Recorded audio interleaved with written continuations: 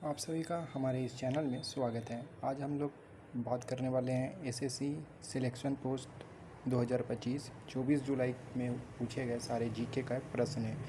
तो सबसे पहला प्रश्न है हमारा कि वर्तमान में आरबीआई के गवर्नर कौन है। आप देख सकते हैं कि इंग्लिश और हिंदी दोनों में सवाल को और आंसर को दिया गया है। हम एक लैंग्वेज में बोलते हुए चलेंगे। तो पहला सवाल का जो आंसर हो जाएगा वो हो जाएगा संजय मल्होत्रा। ठीक है। अगला सवाल है कि बादामी के चालुक्य वंश की स्थापना जो है किसने की थी। तो इसका उत्तर हो जाएगा क्या, पुलकेशी। तीसरा सवाल है कि पोषण अभियान है वो जो है किसके द्वारा जो शुरुआत किया गया था। तो ये जो है महिला बाल विकास मंत्रालय द्वारा जो है इसको चालू किया गया था। इस पोषण अभियान का जो है दूसरा इंग्लिश में वो न्यूट्रिशन मिशन है। तो ये कन्फ्यूज नहीं होना है। अगला है कि वर्तमान में महिला बाल विकास मंत्री जो हैं कौन है। तो इसका जो आंसर हो जाएगा वो हो जाएगा अनुप्रिया पटेल। ठीक है, या फिर अन्नपूर्णा देवी। इन दोनों में जो है अभी आप जो है ऑप्शन में जो होगा उस पर हम लोग चलेंगे। तो अन्नपूर्णा देवी जो है minister of women child development हैं। अगला सवाल है कि भारतीय पुनर्जागरण का जनक जो है किन्हें कहा जाता है। तो who is known as the father of Indian renaissance. तो कौन हो जाएंगे, राजा राम मोहन राय। अगला सवाल है कि जलवायु परिवर्तन प्रदर्शन सूचकांक 2025 में जो प्रथम स्थान पाए हैं वो कौन सा देश जो है पाया है, किसको मिला है। तो करेक्ट आंसर जो हो जाएगा वो जो है डेनमार्क को। डेनमार्क जो है वो जलवायु परिवर्तन प्रदर्शन सूचकांक में नंबर 1 पर आया है। जलवायु परिवर्तन प्रदर्शन सूचकांक जो है 2025 में जो दिया गया है, भारत का स्थान उसमें क्या रहा है। तो आंसर हो जाएगा कि भारत का जो स्थान है वो क्या रहा है, तो 10वां रहा है। इस बात को याद रखेंगे।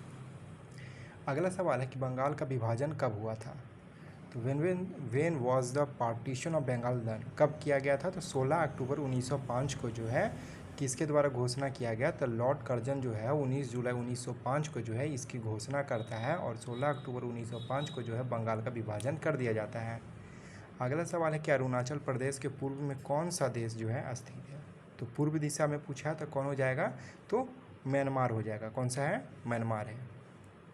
अगला प्रश्न है कि निम्नलिखित में से कौन सा जो है नृत्य शैली जिसमें संगीत का उपयोग नहीं किया जाता है। तो इस जो है ऑप्शन के हिसाब से जो है वहाँ पे आंसर को जो है चुना जाता।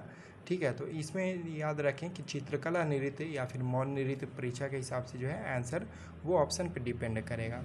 अगला है जो सवाल पूछा गया था कि त्रिनी यानी कि सुनीता किस प्रतियोगिता में रही थी। ठीक है, त्रिनी या सुनीता जो है किसी इवेंट में रही थी, तो वो था विलियस। क्या था, विलियस था। एक सवाल में कुल कितने दिन होते हैं, एक साल में कुल कितने दिन होते हैं बताइए। इस तरह का जो है प्रश्न पूछा गया। तो 365 दिन होते हैं अगर वो साधारण वर्ष है तब, और अगर वो लीप ईयर है तो कितने हो जाएंगे, 366 दिन। अगला है कि एसीए गेम्स जो है 2025 उसकी मेज़बानी जो है कौन से देश ने किया था। तो करेक्ट आंसर हो जाएगा एसीए गेम्स का मेज़बानी किसने किया, तो थाईलैंड ने किया। ठीक है।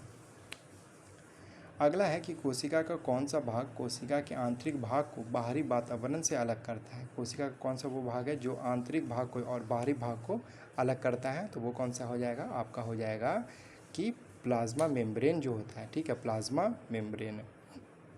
अगला सवाल है कि अगर इसका व्याख्या देखें कि कोशिका झिल्ली जो होती है लिपिड और प्रोटीन से बनी होती है और यह अर्धपारगम्य मतलब कि सेमी परमिएबल होते हैं। कुछ चीज़ों को जो है आने देती है और बाकी कुछ चीज़ों को नहीं आने देती। तो आवागमन का नियंत्रण कौन करता है, प्लाज्मा मेम्ब्रेन करता है। अगला सवाल है कि वर्ल्ड मुक्केबाजी चैंपियनशिप 2025 में 65 किलोग्राम का भार वर्ग में रजत पदक जीतने वाले कौन हैं। तो जो करेक्ट आंसर हो जाएगा वो हो जाएगा, ऑप्शन के हिसाब से हम जाए थे लेकिन जो हो जाएगा इसको जो है ऑप्शन के हिसाब से देखेंगे। अगला प्रश्न है कि which constitutional amendment is related to article 217। तो भारतीय संविधान के अनुच्छेद 217 से कौन से संबंधित संशोधन है। तो वो था 15वां कॉन्स्टिट्यूशनल अमेंडमेंट जो हुआ था 15वां संविधान संशोधन अधिनियम 1963। इस संशोधन में उच्च न्यायालय के न्यायाधीशों की सेवानिवृत्ति जो है आयु 60 से बढ़ाकर जो है 62 कर दिया गया था।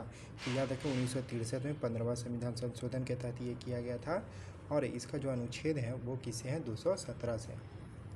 अगला है कि भारत में किस राज्य का लिंगानुपात सबसे अधिक है। लिंगानुपात सबसे अधिक किनका है, तो करेक्ट आंसर हो जाएगा केरल का है। ठीक है, केरल का है। और कितना है ये भी देखें तो जो है सेंसस वो है इसके हिसाब से केरल का वो है 1084 फीमेल प्रति 1000 मेल पे है। और ऐसे भारत की अगर हम बात करें तो कितना है 943 प्रति 1000 पुरुष पे। अच्छा, सिमलीपाल टाइगर रिजर्व जो है किस राज्य में स्थित है? सिमलीपाल उड़ीसा में है। कहाँ? उड़ीसा में। और ये एक जो है यूनेस्को का डेसिग्नेटेड बायोस्फीयर रिजर्व है सिमलीपाल, याद रखिएगा। अगला है कि शीलाही जो होती है किस ट्री के मुल्तली घोषित की गई है? ठीक, has been declared the multipurpose tree जो है किस कंट्री ने ऐसा घोषित किया है? तो नाइजेरिया हो जाएगा। कौन सा? नाइजेरिया। अच्छा, वर्ली और गोंड पेंटिंग्स जो हैं वो जो है किस इंडियन स्टेट से बिलोंग करती हैं? तो गोंड पर जो आप देख रहे हैं ये कहाँ से है? महाराष्ट्र से है। तो याद रखेंगे वर्ली पेंटिंग और गोंड पेंटिंग जो है वो कहाँ से है? महाराष्ट्र से है। ठीक है। और गोंड पेंटिंग जो है मध्य प्रदेश में भी पाया जाता है, तो इस बात को भी याद रखेंगे कि गोंड प्रजाति जो है मध्य प्रदेश में भी पाई जाती है, छत्तीसगढ़ में भी और महाराष्ट्र में भी। तो ऑप्शन जो होगा उसके हिसाब से जो है वहाँ पे आप लगाएं। उड़ीसा का गहीरमाथा समुद्री अभयारण्य किस लिए प्रसिद्ध है? गहीरमाथा तो ओलाइव रेडली टर्टल्स के लिए है। ठीक है। अगला है कि आकाश का रंग नीला क्यों दिखाई दे रहा है? क्योंकि स्कैटरिंग ऑफ लाइट हो रहा है, प्रकाश के प्रकीर्णन के कारण जो है यहाँ पे आकाश नीला दिखता है। नीली रोशनी की तरंग दैर्ध्य जो होती है छोटी होती है, इस कारण वह अधिक बिखरती है। इसरो ने किस संस्था में S Ramaswamy centre of excellence in agricultural and environmental thermal science research की स्थापना की है? तो इसका करेक्ट आंसर हो जाएगा IIT मद्रास द्वारा जो है इसको इस्टेब्लिश किया गया था। तो इसी के साथ आज जो है पहले शिफ्ट में पूछे गए ये सारे प्रश्न थे। आई होप यहाँ तक आपको क्लियर हो गया होगा। एक सवाल जो है वो जो है इसका आंसर नहीं लिख पाए हैं तो वो जो है आप देख लीजिएगा। तो फिर मिलेंगे इसी तरह। चैनल को सब्सक्राइब कर लें ताकि अगला सेकंड शिफ्ट का जब पेपर आए तो आपको जो है सही समय पे आपके पास पहुंच सके।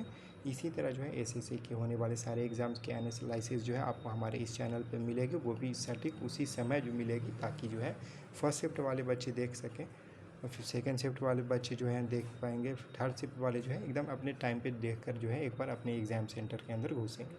तो मिलेंगे अगली वीडियो में अगले चैप्टर अगले शिफ्ट के साथ।